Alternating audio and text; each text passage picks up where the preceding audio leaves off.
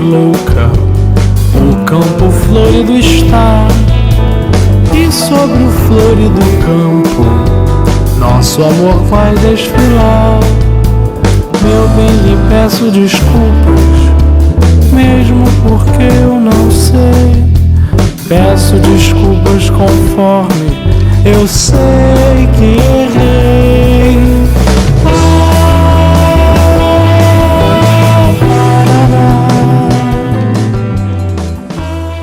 Eu peguei o instrumento pela primeira vez com uns 10, 11 anos de idade.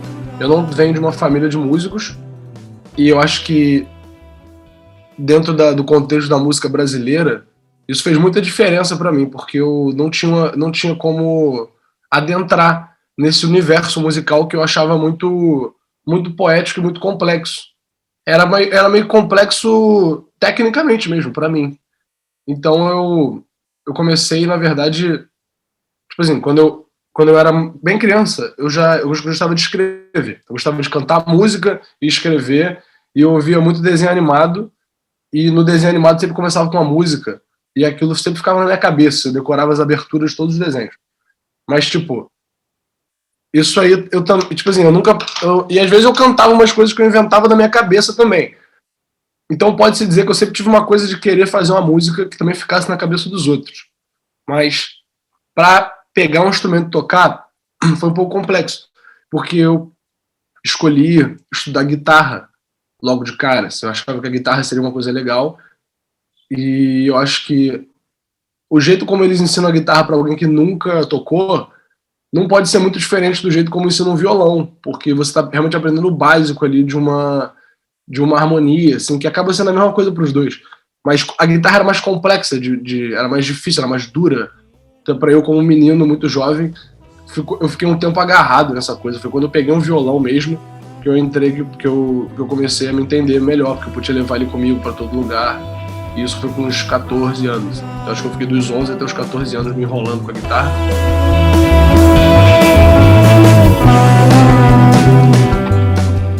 Com 15 anos, eu já tinha uma banda de rock e eu tentava montar as músicas pra banda.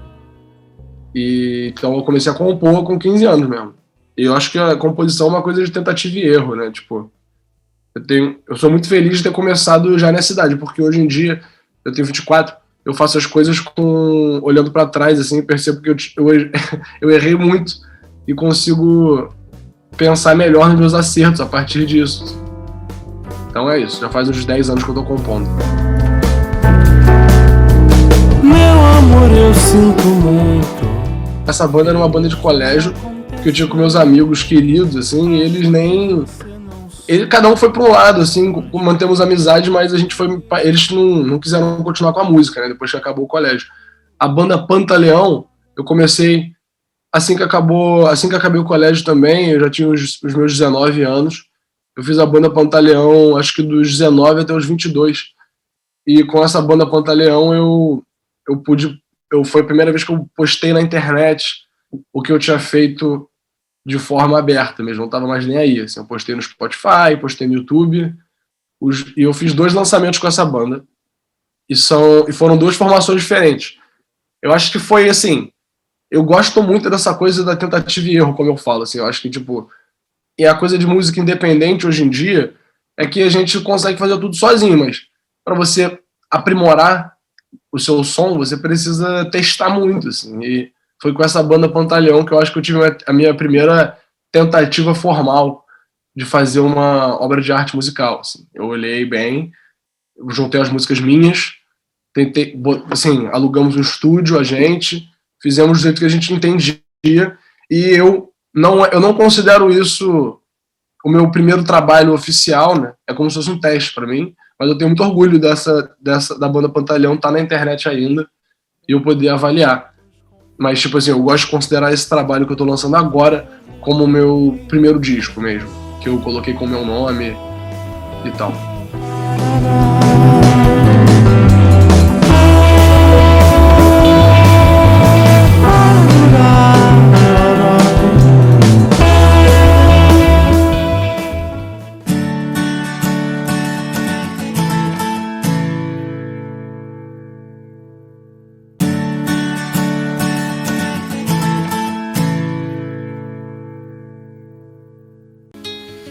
me sentia vazio, eu me sentia tão frio. O nosso inverno acabou, terror seguido de calor. E se eu me queimasse naquelas armas tão quentes que os homens do gelo acendiam por ordem de seus tenentes? Foi aí que eu te vi, assistimos a cinza cair. Minha vida estava tão longe de mim. Eu tinha perdido tudo e você carregou todo mundo. Nada tinha nos restado em Berlim.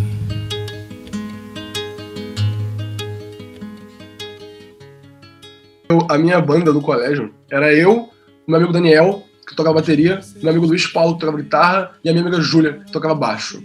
E a pedido dos amigos e por a gente ficar fazendo vários shows, eles nunca tinham escolhido um nome. O nome que pegou na banda era Daniel e as Vadias. Esse é o nome da minha banda. E a gente... Era a banda do meu colégio, assim, tipo, não tinha nenhuma outra banda no colégio, eu acho. E a gente conseguiu, uma vez, fazer uma apresentação no Circo Voador. De verdade, o circo mesmo. Porque um dos colégios do Rio de Janeiro, um colégio que é bilíngue, estava promovendo um show no circo com uma banda de cada colégio. Aqui de Botafogo, na verdade. Era o colégio alemão, Corcovado. E aí, essa apresentação seria no Circo Voador. E a gente falou, cara, a gente tem uma banda. E aí, bom, para se inscrever no festival do colégio alemão, para tocar no Circo Voador, a gente tinha que apresentar pelo menos uma música em alemão. E ninguém fala alemão na minha banda, ninguém tem nada com isso. A gente só queria muito tocar no Circo Voador, porque a gente tinha 15, 16 anos. E aí a gente chamou um amigo nosso querido, que estudava lá no colégio, e a gente pediu para ele traduzir uma música nossa que era em inglês, era um blues, pro alemão. E aí a gente pegou, era eu cantava um pedaço e o baterista ia cantar outro. A gente decorou a gente decorou muito tempo, assim, as palavras que a gente ia ter que cantar, e a gente fez essa apresentação no Circo Voador, quando a gente tinha uns 15 anos, assim. E vou botar essa daí. A gente já tinha se apresentado uma vez na Áudio Rebel antes, pra galera do nosso colégio. E aí, depois disso, a gente conseguiu fazer essa apresentação e foi um ponto maneiro da nossa vida. Tem um vídeo no YouTube que, se você colocar assim, Daniel e as Vadias, ao vivo no circo, aparece. E é isso. Eu, com 15 anos, tive esse momento muito feliz.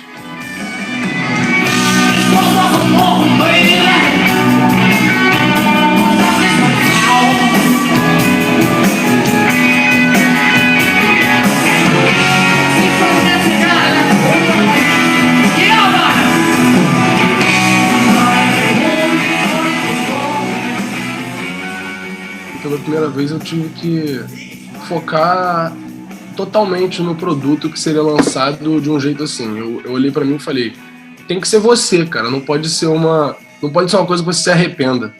Tipo assim, que você olha e senta, pô, eu não dei o melhor de mim no futuro, assim, se eu olhasse pra trás. E como é que eu posso ter certeza de que eu não vou me arrepender?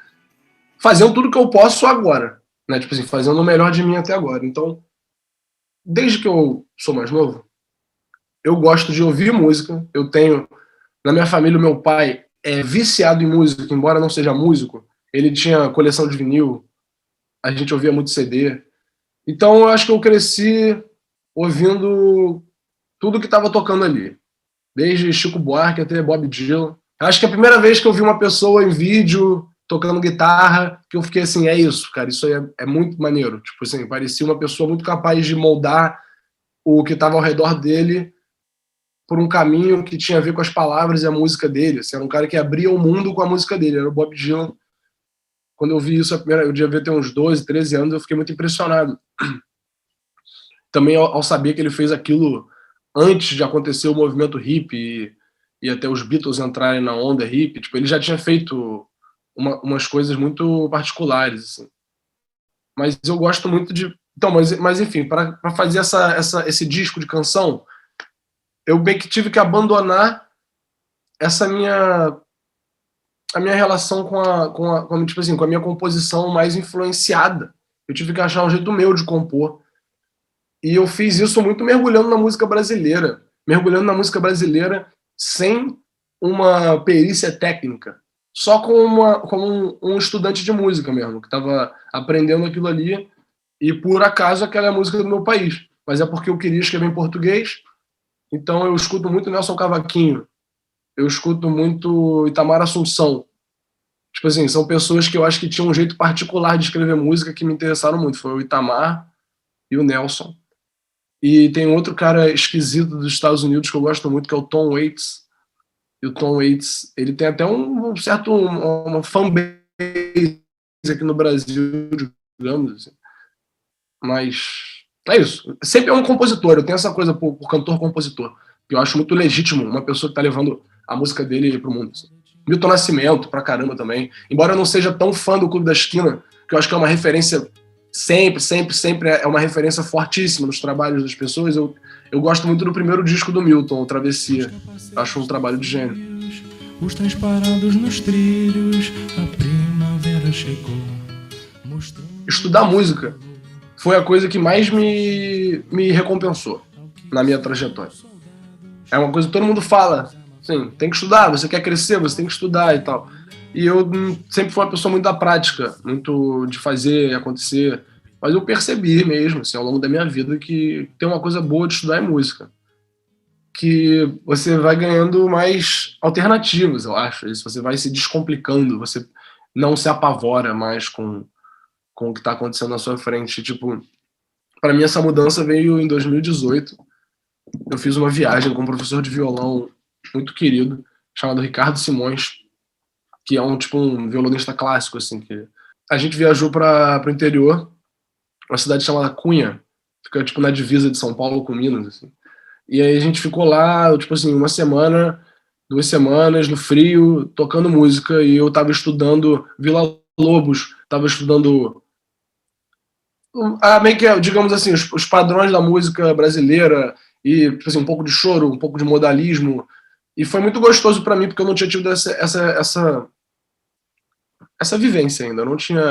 Isso não tinha acontecido comigo de forma tão intensa, de eu viajar só para fazer isso. E lá eu também peguei para tocar viola caipira. Tem 3 músicas do disco que tem viola caipira. Enfim. E aí eu segui. Foi tipo assim, nesse ano de 2018 eu percebi que eu queria aprender a ler o pentagrama, aprender a ler a pauta, a partitura, e ganhar uma certa confiança de eu poder escrever minhas ideias musicalmente. O que eu achava muito legal de quem tinha estudado música é que eles não precisam do instrumento para compor. Eles podem pegar a partitura e compor ali na partitura. E com o tempo, você lembra das relações que as notas têm uma com a outra e você consegue fazer isso. E então foi meio que de 2018, eu estudei, fui fazer o vestibular de música, porque eu fui ver que a única faculdade que apresentava, eu acho, uma coisa mais de canção e de MPB era a Unirio. E especificamente um curso chamado Arranjo em MPB, que só existe na Unirio. Eu acho até engraçado que a gente vive num país que tem uma cultura musical tão gigante e não tem um curso de música popular em todo o estado, né? Mas acontece que tem aqui, só na Unirio, e digamos assim, eu fui conversar com os amigos falando que a FRJ era uma faculdade que lidava muito mais com a música erudita. E eu escolhi o meu caminho, fiz o vestibular para a Unirio, não passei. Isso de 2018 para 2019, tomei bomba. E aí eu passei no Enem, né, mas eu não passei na prova específica. Então eu fiz em 2019 de novo, passei e entrei para a faculdade. Aconteceram 2 semanas maravilhosas, assim, que eu pude fazer canto coral, aula de oficina de música, que eles ensinam umas coisas super conceituais pra gente. E eu acabei que fechou tudo por causa da pandemia. A Unirio ficou uns 8 meses sem aula. E eu comecei a estudar de novo, tipo, em agosto, setembro. E a gente tá fazendo os semestres meio parcelados, assim, tipo. O que eu posso dizer é, tá sendo um pouco...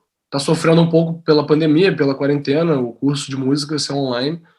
Mas as pessoas com quem eu me envolvo e os professores que estão lá, é exatamente o que eu precisava. Assim. Eu me sinto muito feliz, estou no caminho certo e quando voltar a ser presencial vai ser melhor ainda.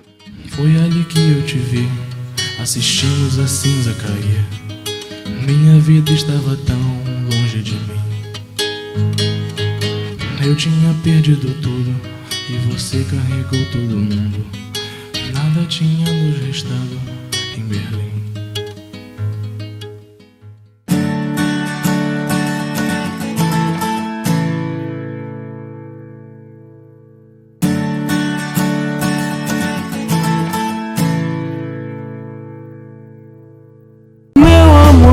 sinto muito pelo que me aconteceu. Acho que você não soube, mas perdi tudo que é meu. Pode ficar bem tranquilo, nada de se preocupar. Deus vai me dar tudo em dobro se a mágoa voltar.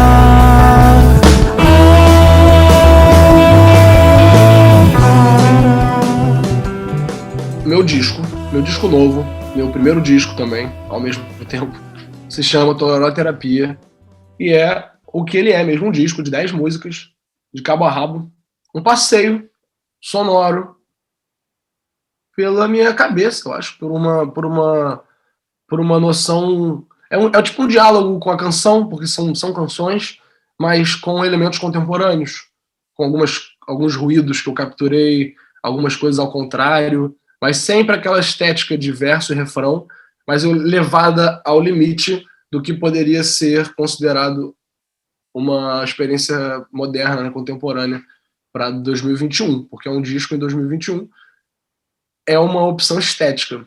Eu cresci ouvindo discos e eu acredito que tanto a duração de um disco quanto esse formato específico são o melhor suporte para a música. Eu acho isso. E tem muitas outras pessoas que concordam comigo. Mas assim, a gente tem que frisar que é uma decisão estética, porque a gente não precisa gravar disco em 2021. As pessoas podem fazer, você pode fazer um disco de 100 músicas, como você pode fazer uma carreira inteira sem lançar nenhum disco. Então, para mim, foi buscar conceitualmente o que é que importa para mim. E eu escolhi que eu posso lançar discos ao longo da minha vida que vão marcando como é que eu estava em um determinado momento. Podem ser os mais longos, mais curtos, mas digamos que o Tororó Terapia é a primeira entrada nessa série que é a minha produção musical. E eu escolhi fazer um disco porque sentia que eu estava pronto para isso. Eu faço 2 faculdades, eu tô finalizando uma faculdade. E a faculdade que eu fiz antes de entrar pra música é design gráfico. E o design gráfico na PUC me ajudou muito a compreender o mundo contemporâneo, eu acho. O universo estético, da arte conceitual, de diferentes... Como é que um mesmo elemento pode ser diversificado para alcançar diferentes objetivos artísticos. E eu acho que eu estava pronto, assim, eu estava podendo olhar como é que vai ser o som. Você tem capacidade de decidir como é que vai ser o som do teu disco? Eu sentia que eu estava. E eu fiz um processo nesse projeto assim, do disco, em que eu gravei tudo, foi o meu piano, o meu baixo, tá em todas as músicas. Uma música que eu não toco baixo, mas assim, o piano eu toco em todos, o meu violão. Eu gravava tudo de uma vez.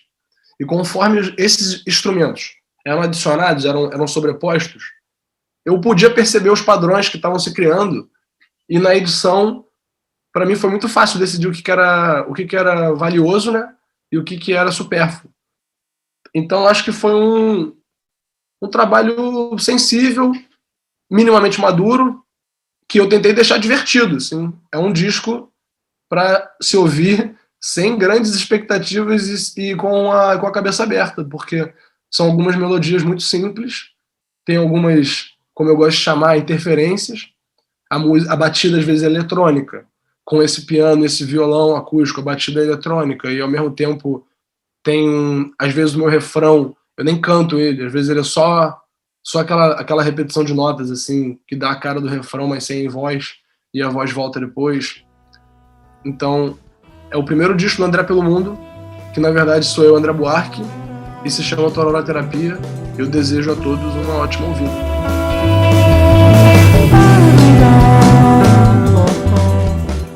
Acredito que todas as pessoas estão passando por uma narrativa completamente particular e que assim, é muito imprevisível o amanhã, desde que foi inaugurada essa nova forma de viver para todo mundo.